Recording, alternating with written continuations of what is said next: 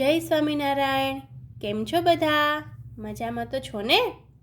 આપણે લાસ્ટ લેક્ચરમાં chapter number 15 જોઈ રહ્યા હતા, જેમાં 1 to 4 એક્સરસાઇઝ કમ્પ્લીટ કરી ચૂક્યા છીએ અને 5th 1 એક્સરસાઇઝ છે મેં તમને હોમવર્કમાં આપી હતી, જે તમે બધાએ કરી લીધી હશે. કરી છે ને બધાએ? બહુ સરસ, બધા ખૂબ ડાયા છો. બધું જ વર્ક ફટાફટ કમ્પ્લીટ કરી નાખો છો ને? Very good. આજે આપણે એક્સરસાઇઝ નંબર 6th 1 જોઈશું. શું છે? અક્ષરો ગોઠવી શબ્દ બનાવો.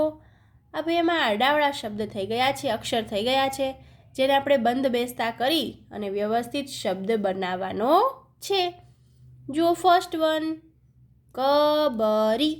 હવે આવો તો કંઈ શબ્દ હોય જ નહીં. શું સાચો શબ્દ આવશે? બકરી. સેકન્ડ 1, રચવા. તો કાવ્યમાં કયો શબ્દ આવ્યો છે? ચરવા. ત્યાર પછી થર્ડ 1, કશરી. તો શકરી. ફોર્થ 1, ફવાર. તો ફરવા. આવી રીતે તમારે લખવાનું છે. હવે 7th 1 એક્સરસાઇઝ, વાક્ય વાંચો અને ફરીથી લખો. આ તમારે સરસ મજાના અક્ષરે લખવાનું છે.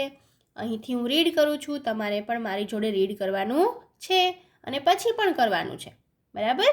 જો ફર્સ્ટ 1, આ મીના છે.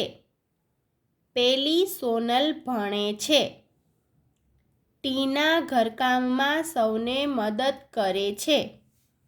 વિજય દાદીમાને મંદિરે લઈ જાય છે.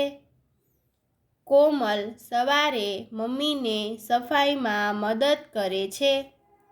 ગીતા રોજ નિશાળમાં જાય છે. વીણા સરસ ગીત ગાય છે. બધા જ સરસ મજાના અક્ષરે લખવાનું છે, બરાબર? નાવ લાસ્ટ એક્સરસાઇઝ, સમાન શબ્દો જોડો. અહીં પાર્ટ એ અને પાર્ટ બી આપણે દર વખતે કરીએ છીએ એમ જ. અહીં છે પહોંચી. તો પહોંચી ક્યાં છે? અહીં. લાઈન ડ્રો કરવાની છે અને કરેલી પણ છે.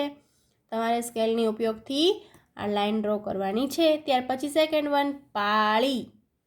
ત્યાર પછી દીઠી એન્ડ લાસ્ટ આવી. બરાબર? આવી રીતે તમારે જોઈન્ટ કરી દેવાનું છે. હવે જુઓ પ્રવૃત્તિ. પ્રવૃત્તિમાં અહીં કોનું ચિત્ર દેખાય છે તમને?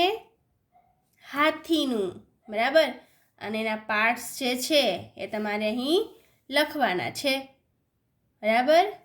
તો આજના લેક્ચરમાં આ લેસન આપણે કમ્પ્લીટ કરીએ છીએ. ફરી મળીશું નવા લેસન સાથે. આવજો. જય સ્વામિનારાયણ.